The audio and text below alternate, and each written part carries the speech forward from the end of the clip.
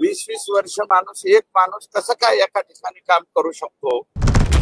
ह्या सगळा जो गैरव्यवहार आहे हा मेजॉरिटी आमच्या जिल्ह्याचे कृषी मंत्री होते त्या कालावधीत जास्तीचा झालेला आहे। एकनाथ शिंदे साहेब मुख्यमंत्री असताना मुख्यमंत्र्याची खोटी सही हाणून पत्र आणलेलं आहे। इकडे शेतकऱ्यांना पैसे द्यायचे नाही, फक्त पुढचा हप्ता मात्र मागून घ्यायचा। अशा पद्धतीने विनय आवटे हा व्यक्ती त्या ठिकाणी काम केलेलं आहे।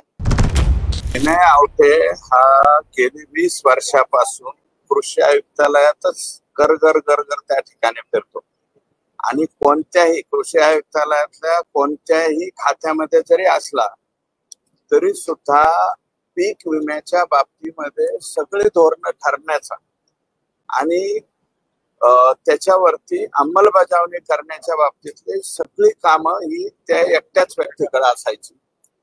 त्याच्यामधून ह्या खाजगी कंपन्यांना जास्तीत जास्त लाभ कसा होईल, शेतकऱ्यांना विमा कमी कसा मिळेल, म्हणजे शेतकऱ्यांना विमा देणारे लोक जर त्या ठिकाणी शेतकऱ्यांना विमा कसा मिळणार नाही याची काळजी करत असतील आणि विमा कंपन्यांकडनं 10% रक्कम घेऊन त्या ठिकाणी स्कायमेट सारखी हवामान खात्याची ती यंत्रणा उभा करून त्यांच्याकडून हप्ते घेऊन आणि मागच्या वर्षीचे त्याच्याही मागच्या वर्षीचे पैसे केंद्र आणि राज्य सरकारच्या हिस्स्याचे कंपन्यांना लगेच अलाउट करायचे आणि हे रिअल आहे, चौकशी व्हावी। त्या कंपन्यांनी ते पैसे शेअर्स मध्ये गुंतवले, खाजगी गुंतवणुकीमध्ये गुंतवले, त्याच्यावरती व्याज कमावलं। इकडे शेतकऱ्यांना पैसे द्यायचे नाही, फक्त पुढचा हप्ता मात्र मागून घ्यायचा। अशा पद्धतीने विनय आवटे हा व्यक्ती त्या ठिकाणी काम केलेलं आहे। याच्यामुळं अनेक शेतकऱ्यांना विमा सुद्धा त्या ठिकाणी मिळालेला नाही, म्हणून त्याच्यावरती 302 सारखं कलम सुद्धा लागू शकतं चौकशी जर केली तर। आणि शेतकऱ्यांच्या विम्याच्या बाबतीमध्ये अतिशय चुकीच्या पद्धतीने मग कृषी आयुक्तालयातले अधिकारी काही प्रमाणात त्याला जबाबदार आहेत आणि कृषी सचिव कार्यालयातले सुद्धा काही लोक हे विनय आवटेलाच मदत करतात। 20-20 वर्ष एक माणूस कसं काय एका ठिकाणी काम करू शकतो, म्हणजे याचं गोड गंबाल हे संपूर्ण पीक विम्याचं वाटोळं या व्यक्तीने केलेलं आहे।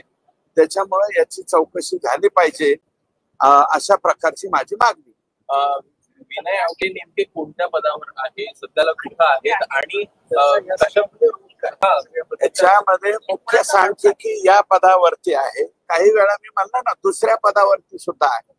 परंतु कोणतेही कृषी आयुक्त आले किंवा आणि त्यांनी काय करायचं त्यांच्याकडे चार्ज द्यायचं, म्हणजे मंत्रालयापासून काही वेळा तर मंत्री सुद्धा, मी नाव कोणाचं घेणार नाही, परंतु साधारणतः 21च्या नंतर याच्यामध्ये जास्त घोटाळे, 1 रुपयाचा पीक विमा कोणत्या कृषी मंत्र्याच्या कालावधीत आला हे तुम्ही पाहून घ्या।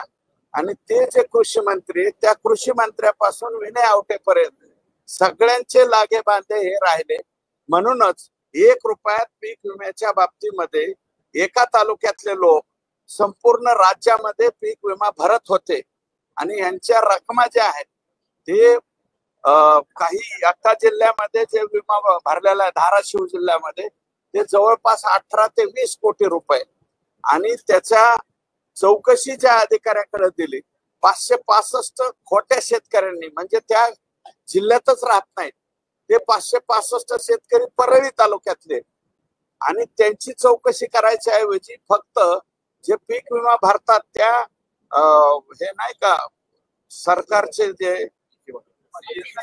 ई सेवा केंद्र त्या 23 ई सेवा केंद्रावरती फक्त कारवाई केली। ज्या शेतकऱ्यांनी सरकारी जमिनीवर, गायरान जमिनीवर, त्याच्यानंतर वन खात्याच्या जमिनीवर जे प्रकल्प आहेत त्याच्यात भूसंपादित झालेल्या जमिनीवर सुद्धा यांनी पीक विमे भरले आणि बीड जिल्ह्यातल्या तर 11च्या 11 तालुक्यात भरले, परभणी जिल्ह्यातल्या जवळजवळ 3, 4, 5 तालुक्यात पैसे भरले। यांची व्याप्ती एवढी वाढत गेली की नागपूरच्या संत्र्याचं सुद्धा आमच्याच जिल्ह्यातले एकाच तालुक्यातले लोक पीक विमा भरत गेले, वर्ध्यामध्ये भरत गेले।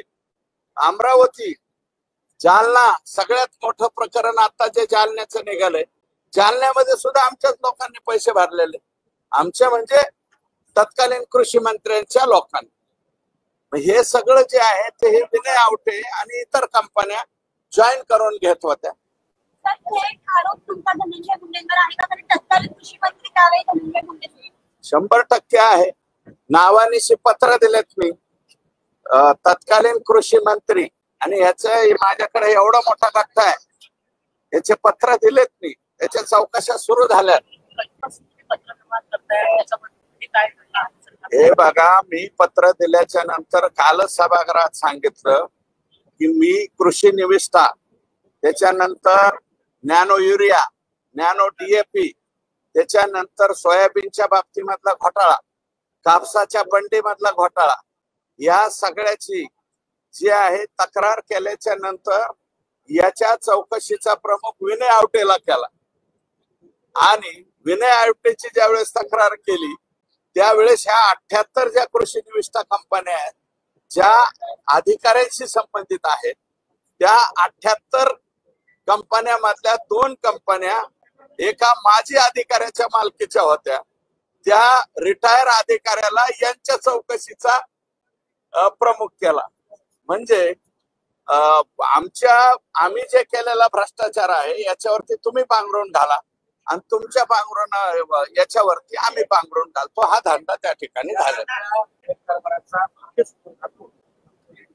ह्या सगळा जो गैरव्यवहार आहे हा मेजॉरिटी आमच्या जिल्ह्याचे कृषी मंत्री होते त्या कालावधीत जास्तीचा झालेला आहे। तो पूर्वी अब्दुल सत्तारांच्या कालावधीत एवढा झालेला नाही, त्याच्यानंतर आताचे जे शिक्षण मंत्री आहेत त्यांच्या कालावधीत झालेला नाही। आणि माझं तर स्पष्ट मत आहे की मी काही नावं घेतलेली तिथं काल, हे जे खातं जे आहे ते मुळात जेलमध्ये गेलेले आकाश चालवत होते, आमच्या जिल्ह्याचे कृषी मंत्री चालवत नव्हते। या कृषी खात्यातले अधिकारी, पीक विमा कंपन्यांचे अधिकारी, कृषी निविष्ठावाले अधिकारी यांची पुढे हिंमत एवढी झालेली आहे की एकनाथ शिंदे साहेब मुख्यमंत्री असताना मुख्यमंत्र्याची खोटी सही हाणून पत्र आणलेलं आहे किरण जाधवच्या नियुक्तीसाठी, कारण 15 वर्ष तो गुण नियंत्रणवरती होता, गुण नियंत्रण खातं, त्याची नियुक्ती करण्यासाठी एकनाथ शिंदे साहेब मुख्यमंत्री यांचं खोटं पत्र जोडलेलं आहे।